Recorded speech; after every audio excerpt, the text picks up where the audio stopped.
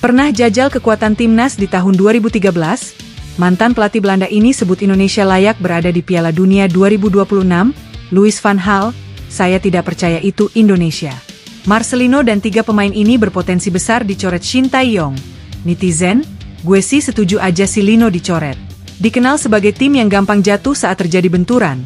Supporter minta Shin Tae-yong waspadai trik licik para pemain Bahrain. Shin Tae-yong, tenang saja, kami sudah pelajari itu.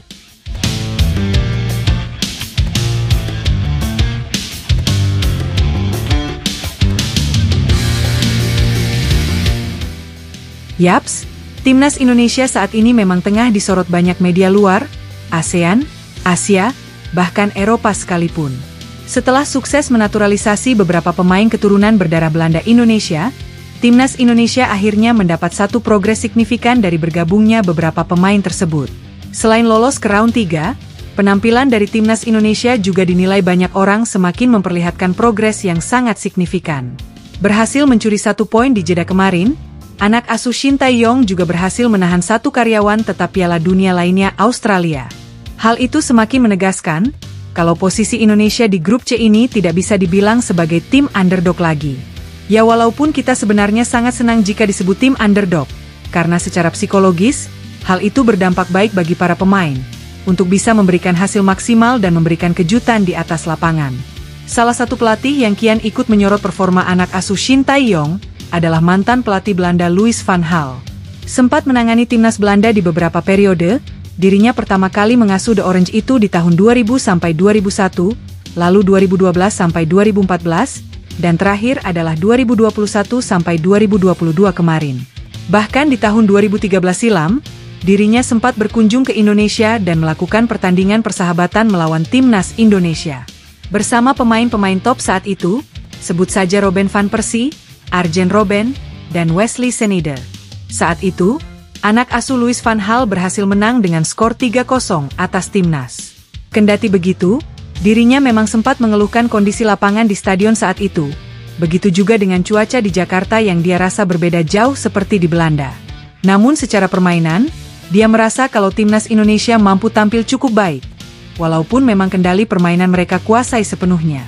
11 tahun berlalu, seusai ramai dengan kabar naturalisasi pemain keturunan Belanda Indonesia oleh PSSI, dirinya pun akhirnya ikut mengomentari performa timnas Indonesia saat ini.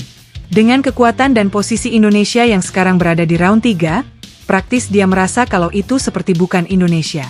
Timnas Indonesia yang di tahun 2013 lalu sangat buruk, sekarang mendapatkan progres luar biasa dan sangat signifikan. Bahkan dia sangat mengapresiasi langkah besar PSSI untuk mengajak pemain keturunan mereka membela timnas.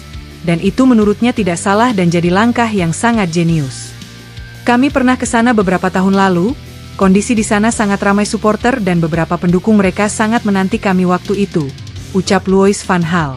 Timnas mereka saat itu tidak ada spesial saat bermain bola, tapi kami sedikit kesulitan bermain di lapangan yang cukup buruk, dan cuaca saat itu sangat berbeda jauh dengan di sini. Tentu itu membuat permainan sedikit berpengaruh, ucapnya lagi.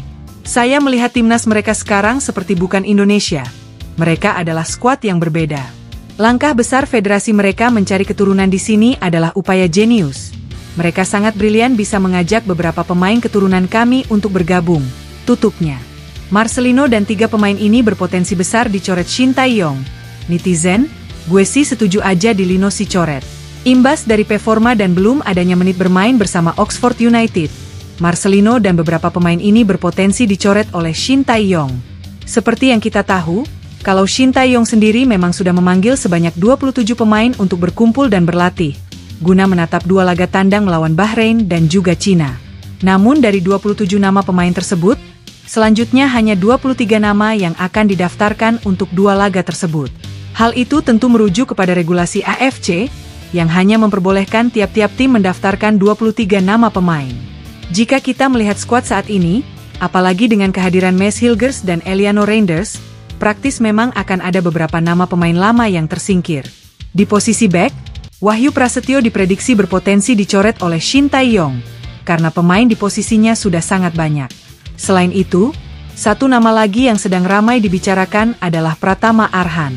Dirinya juga berpotensi dicoret, karena posisinya juga banyak ditempati pemain potensial dan membuatnya kalah bersaing. Ada Kelvin Verdong di posisi yang sama, lalu Sain Patinama, dan Nathan juga yang bisa bermain di posisinya. Ditambah lagi, dirinya sangat kesulitan mendapatkan menit bermain di klubnya Suwon FC, dan baru beberapa hari lalu dapat menit bermain di akhir-akhir laga. Selanjutnya, pemain ketiga yang berpotensi dicoret oleh Shin Tae-yong adalah Egy Maulana Fikri. Di posisinya sendiri, memang sudah ada pemain baru yang datang yaitu Eliano Reinders. Selain itu, performa dari Egy dirasa banyak orang masih kalah bersaing dengan Witan Sulaiman maupun Wak Haji Radngar Oratmangun. Pemain keempat yang berpotensi dicoret oleh Shin Tae-yong adalah Marcelino Ferdinand. Imbas belum stabilnya permainannya di timnas saat ini, dan gaya mainnya yang dirasa lebih banyak ingin show off sendiri, kadang membuat Shin Tae-yong jengkel di atas lapangan kepada dirinya. Di posisinya sebenarnya juga bisa diisi oleh Eliano Reinders, tapi keputusan untuk mencoretnya memang belum final. Mungkin besok hari diumumkan oleh PSSI dan Shin Tae-yong. Mendengar Marcelino akan dicoret, beberapa dari netizen justru malah senang dan berharap. Karena menurut mereka, Marcelino perlu mendapatkan menit bermain di klubnya, dan meningkatkan kemampuannya sebelum kembali bermain di timnas. Marcelino ini masih besar egonya, tidak mau oper bola ke teman, dan juga malas kejar bola. Sebaiknya diistirahatkan dulu, biar dia introspeksi diri dan semakin dewasa. Tulis akun Semsimarmata 9064. Kita setuju Marcelino buang jauh. Pemain banyak gaya selangit kayak pemain bintang dunia. Passing error, gak ada gunanya kalah jauh dengan pemain lain. Tendangannya juga melambung tinggi, tulis akun Suri Pripto. Dikenal sebagai tim yang gampang jatuh saat terjadi benturan. Supporter minta Shin Tae-yong waspadai trik licik para pemain Bahrain. Shin Tae-yong, tenang saja, kami sudah pelajari itu. Timnas Indonesia nampaknya harus ekstra waspada kala jumpa dengan Bahrain pada hari lusa. Sebab, Bahrain merupakan salah satu tim asal Timur Tengah, yang memang kerap kali melakukan strategi memprovokasi lawan di atas lapangan. Selain itu pemain mereka juga sangat gampang jatuh. Ada benturan sedikit jatuh, ada benturan sedikit langsung guling-guling di atas lapangan.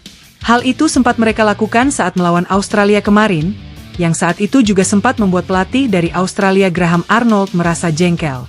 Alhasil timnas Australia juga sempat mendapatkan kartu merah dari wasit, akibat tingkah tengil pemain Bahrain dalam memprovokasi. Melihat kejadian itu, netizen dan supporter pun akhirnya meminta agar Shin Tae-yong mewaspadai strategi dari Bahrain itu. Karena jika saja mereka sempat unggul, praktis permainan akan sering terhenti, karena pemain Bahrain akan mengulur-ulur waktu dengan baring-baring di atas lapangan. Kami tentu sudah mempelajari semua permainan mereka, dan strategi kami akan berbeda melawan mereka. Saya sudah ingatkan kepada pemain agar hanya fokus ke permainan. Jangan mau dipancing oleh pemain Bahrain, karena mereka sangat jago acting, ucap ST. Saya minta agar supporter tenang dan jangan cemas, karena kami sudah mempelajari itu, tutupnya.